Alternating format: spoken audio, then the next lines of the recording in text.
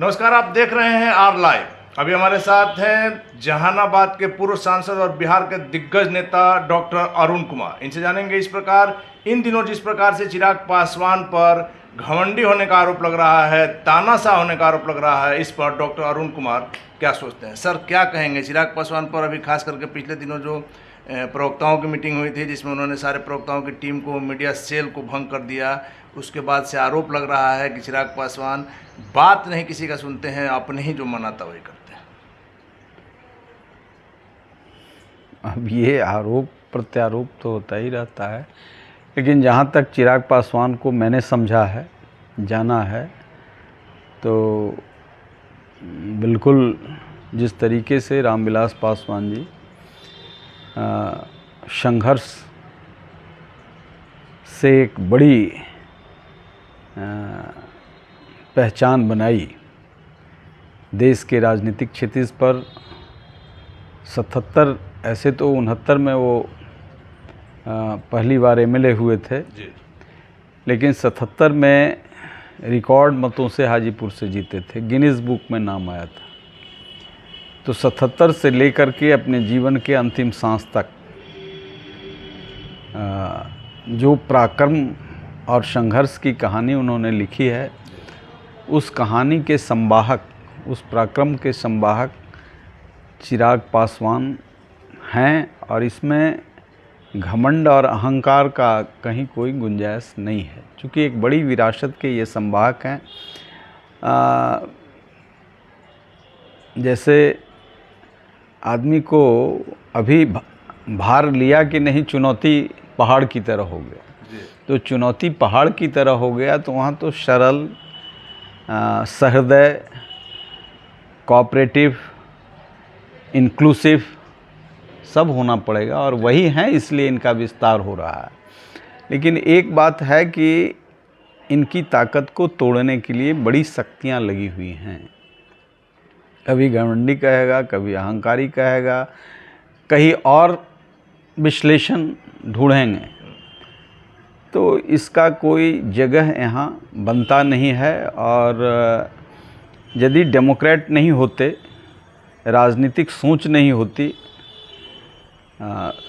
Submissive नहीं होते, inclusive नहीं होते, तो मेरा राजनीतिक जो कैरियर रहा है, मैं जीवन के अंतिम पड़ाव पर राजनीति का हिस्सेदार बना हूँ चिराग पासवान के साथ। और चिराग पासवान उस ऊंचाई को छुएं, यह संकल्प लेकर के मैं पार्टी में हूँ।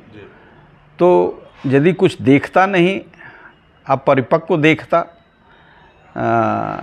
आर्टिकुलेट नहीं देखता, चीज़ों को समझने का, मानवीय पीड़ा को सहन करने का, उसका रास्ता निकालने का तत्व नहीं देखता इस नौजवान में, तो मेरे जैसा व्यक्ति तो खड़ा नहीं होता।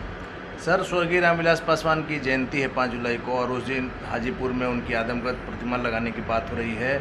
ऐसा भी माना जा रहा है कि यह भी विवाद का कारण हो सकता है। ऐसा क्यों? क्या उन्होंने अनुमति नहीं लिया है या कुछ टेक्निकल पेच है? सर देखिए, यदि कोई विवाद करना चाहे, जैसे रामविलास पासवान कोई साधारण व्यक्ति हैं नहीं, ये तो लोक सेवक हैं, जनता की आवाज़ हैं।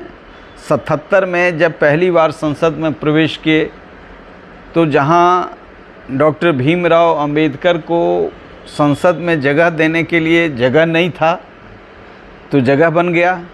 केंद्रीय कक्ष में भीमराव अंबेडकर आ गए, संसद के जो संविधान निर्माता थे। तो 77 से जो इतिहास उन्होंने अंतिम सांस तक लिखा है, वह अंबेडकर के रेप्लिकेशन के रूप में लिखा है। कुछ काम जगजीवन बाबू ने किया, और जगजीवन बाबू के बाद 77 में जब ये आए, तो पूरे क्षितिज के इकलौता बादशाह थे जिन्होंने गरीबों की आवाज़ राष्ट्रीय स्तर पर और अंतर्राष्ट्रीय स्तर पर मानवीय सवालों से जूझते रहे हैं। इसलिए ऐसे महान मानव के लिए कौन सी प्रक्रिया, गांधी का, सुभाष चंद्र बोस का, भगत सिंह का हम लोग लगाते हैं ना, तो जो लोक भावना है उसके अनुसार लोक सेवक रामविलास पासवान का मूर्ति वहाँ के स्थानीय विधायक, भाजपा विधायक ने अपने संसाधनों से लगाने का संकल्प लिया है और हम सभी उसमें हिस्सेदार होंगे। यदि किसी को अच्छा नहीं लगता हो या सत्ता का अहंकार हो तो वो वितंडा खड़ा कर सकते हैं, वितंडा खड़ा करेंगे तो उनका विषय है। हम तो बिहार के कोने कोने में, देश के प्रमुख हिस्सों में रामविलास पासवान, लोक सेवक रामविलास पासवान की मूर्ति लगे ताकि नई पीढ़ी प्रेरणा ले, स्मृति से, उनके इतिहास से, उनके संघर्ष से इस सलाखा पुरुष को अपने जीवन का आदर्श मानते हुए जो लोग मानते हैं उसे आगे बढ़ाने का काम करें। सर, भारत की राजनीति में स्वर्गीय रामविलास पासवान के योगदान को नकारा नहीं जा सकता है। वैसे में आपको नहीं लगता है कि सरकार ने कहीं ना कहीं उनकी उपेक्षा की है? ये मूर्ति वाला काम ही सरकार के स्तर पर बहुत पहले उनके सम्मान में हो जाना चाहिए था। सरकार को पहल करना चाहिए था। ऐसे लोग भी की मूर्ति लगी है जिनका कोई योगदान नहीं है जी। जो लोग अंग्रेज़ों की दलाली करते थे, मुखबिरी का काम करते थे आज़ादी की लड़ाई में, उसका भी सरकार ने मूर्ति लगाया है। मैं कंट्रोवर्शियल कोई बात नहीं कहना चाहता हूं, लेकिन इतिहास साक्षी है कि इसी बिहार में इस सरकार ने वैसे लोगों का जो अंग्रेज़ों के मुखबिरी करते थे, कई संघर्षशील आज़ादी की लड़ाई के दीवानों को किया है और वहाँ मुखबिरी करके उनको पकड़वाने का काम किया। वैसे लोगों की भी मूर्ति महिमा मंडित किया गया है। तो वहाँ रामविलास पासवान को एक विधायक अपने संसाधनों से यदि मूर्ति लगवाना चाहते हैं और उसमें सरकार कोई वितंडा करती है तो ये घोर अराजनैतिक और अहंकारपूर्ण निर्णय होगा। इसलिए मैं सरकार को चाहता हूं कि सद्बुद्धि हो। मुझे ऐसा कोई इन्फॉर्मेशन नहीं है, लेकिन आप कह रहे हैं तो मैं कह रहा हूं कि हम इस वितंडा से डरने वाले नहीं हैं। हमारे नेता हैं और हमने इस लड़ाई को पहले भी जब हमारे ही समाज के कुछ परशुराम की पगड़ी बांध करके दलितों के हितों की रक्षा के सवाल पर वितंडा खड़ा कर रहे थे, उस समय मैंने कड़ा प्रतिकार किया। उसका खामियाजा भी भुगतने के लिए मैं तैयार रहता हूं। चूँकि हमारे डॉक्टर श्री कृष्ण सेन दलितों को देवघर में मंदिर में प्रवेश कराने के लिए बड़ी जद्दोजहद करना पड़ा था, उनको परिस्थितियों का सामना करना पड़ा। राजनारायण जैसे लोग जिनकी दाढ़ी नोच ली गई थी बनारस में विश्वनाथ मंदिर में प्रवेश कराया, तो रूढ़िवादी शक्तियों से लड़ने का संकल्प सबसे प्रखर रूप से हमारे समाज के लोगों ने किया है। और रामविलास पासवान ने पहली बार ऐसा है जो दलितों, शोषितों, पीड़ितों की आवाज़ तो थे ही, मंडल कमीशन के भी प्रखर प्रणेता थे, उसमें भी अति पिछड़ा समाज का जो शोषण हो रहा था उसकी हिस्सेदारी की लड़ाई, जननायक कर्पूरी ठाकुर के सपनों की लड़ाई भी लड़ा।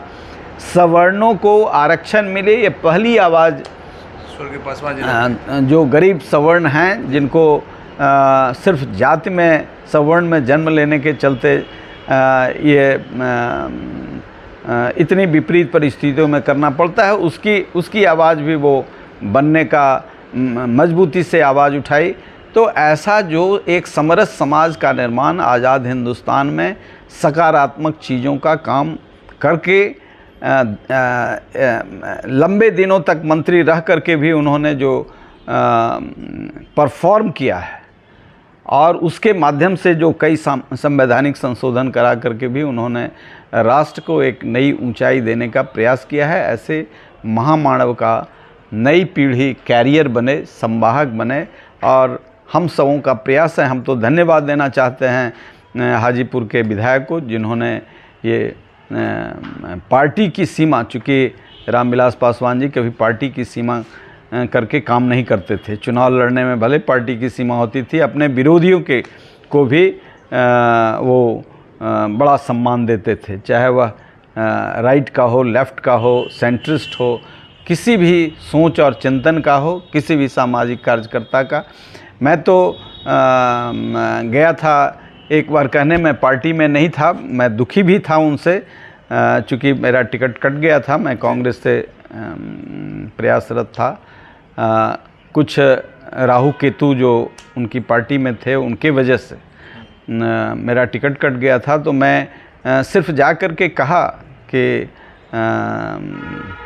राम सुंदर दास जी कष्ट में हैं और उन्हें आपकी मदद की ज़रूरत है। उन्होंने सहर्ष कहा कि नहीं, वे तो बड़े समाजवादी सोच के और बड़े नेता थे, हम उनके लिए पीछे थोड़े रहेंगे, और उन्होंने तुरंत इनिशिएटिव लिया। और ऐसे कितने लोगों को हमने उनसे मदद कराई है। जगजीवन राम के बाद स्वास्थ्य के क्षेत्र में किसी को सहयोग दिलाने के लिए हम गए हैं तो रामविलास पासवान के पास गए हैं, और जगजीवन बाबू भी बड़ी बढ़ चढ़ करके लोगों की मदद करते थे। तो ऐसे लोक सेवक रामविलास पासवान के व्यक्तित्व को तो सरकार नहीं, सभी दल को मिल कर के, और हमने चिराग पासवान जी को कहा भी है, और चिट्ठियां भी सबको, नीतीश कुमार को भी जाएगी, वो भी आएँ। ये कोई पार्टी का प्रोग्राम नहीं है, पार्टी ने इनिशिएटिव लिया है। ये सभी दल के लोगों को, लेफ़्ट राइट सेंट्रिस्ट, पूरे देश में हम लोगों ने निमंत्रण देने का काम किया है कि निश्चित तौर से एक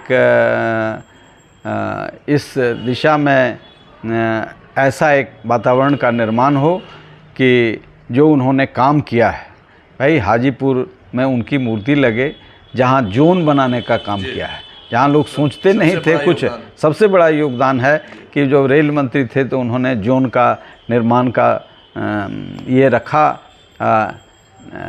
उन्हीं के प्रयास से वहाँ बना। कई तरह के यूनिट वहाँ गए। आज वो पटना से कम इम्पोर्टेंट नहीं है। अब कम्युनिकेशन का दिक्कत था, लेकिन अब तो पुलों का भी अनवरत निर्माणी जारी है। केंद्र सरकार इसमें काफ़ी सहयोग कर रहा है। तो निश्चित तौर से हम समझते हैं कि हाजीपुर और पटना ट्विन टाउन होगा, और विकास के क्षेत्र में, और उनके कर्म भूमि पर जहाँ से रिकॉर्ड मतों से लोगों ने उनको संसद में भेजा था, एक नया इतिहास रचा था, वहाँ पर उनकी मूर्ति लगे। तो इसमें कुछ सिरफिरे लोग बितंडा खड़ा करें तो इसका कोई औचित्य मुझे नज़र नहीं सर, इन दिनों आपकी पार्टी में कुछ नेताओं की नाराज़गी की बात आ रही है और ऐसी अटकलें लगाई जा रही है कि फिर से एक टूट हो सकती है। अब टूट के लिए रह के गया है? जो लोग सोचते हैं अब तो यहाँ काम करना है, जो रहेंगे बनाएंगे, घर बनेगा। अभी तो बिल्कुल सपाट है। इसीलिए कहते हैं कि अहंकार यदि रहता तो इतनी बड़ी जमात खड़ी क्यों होती। लोग चिंता टूट से क्यों करते? भाई कोई प्रॉब्लम है तो it should be nipped in the bud. ये थ्योरी है, प्रोवर्ब है कि it should be nipped in the word. कोई कली में कीड़ा लग जाए तो वहीं पर उसको ये किया जाए। कहीं कोई गड़बड़ी हुई है तो उसमें अनुशासनहीनता किसी पार्टी में, वो तो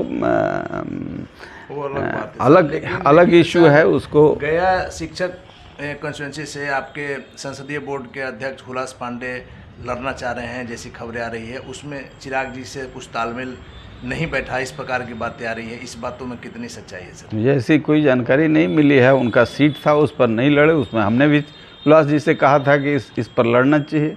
पता नहीं क्यों नहीं लड़े, लेकिन हाँ, जो एमएलसी का जो सीट था उसमें नहीं लड़े। वहाँ से वो विजयी भी रहे हैं और जनता भी चाहती थी। बार बार हम भी उस क्षेत्र के प्रतिनिधि रहे हैं, इसलिए लोग वहाँ से पूछ रहे थे। हमने हुलास जी से भी पूछा। अभी कहाँ से लड़ना चाहते हैं ये मैं नहीं जानता, लेकिन वो लड़ेंगे तो वो संसदीय बोर्ड के अध्यक्ष हैं, उनको लड़ा दिया जाएगा। सर, आखिरी सवाल है कि आपके आने से भी कुछ न कुछ नाराज़गी पार्टी के नेताओं में ऐसी खबरें आ रही है। डॉक्टर अरुण कुमार के आने से पुराने जो नेता हैं वो अपने आप को कुछ असहज महसूस कर रहे हैं। किसी को असहज महसूस नहीं करना चाहिए, और ये तो खेल चलेगा। इसलिए कि कुछ लोगों को ये बात पच नहीं रही है कि मैं चिराग पासवान के साथ इस तरीके से क्यों खड़ा हूँ। क्यों खड़ा हूँ इसमें बिहार का भविष्य है। आपने शुरू से कहा इसी बिहार का भविष्य है और देश के क्षितिज पर एक स्टार के रूप में मैं देख रहा हूँ। तो जो धूल से निकल कर के चांद तक जाने वाला है, उसमें लोगों को श्रम करना चाहिए, अनुशासनबद्ध होकर के करना चाहिए। हम तमाम साथियों से कहेंगे, किसी को असहज होने का, मैंने किसी को असहज किया नहीं है और न किसी की चर्चा में करता हूँ। मैं उसी परिक्षेत्र को सुंदर कैसे बना सकता हूँ अपने सामर्थ्य से, अपने सहयोगियों के सामर्थ्य से, ये मैं काम कर रहा हूँ। कि मकान जो बना हुआ है उसको तोड़ के बनाने के लिए मैंने कभी नहीं कहा। चिराग जी से पूछिएगा, मैंने बराबर ये कहा है कि इसको बड़ा बनाया जाए।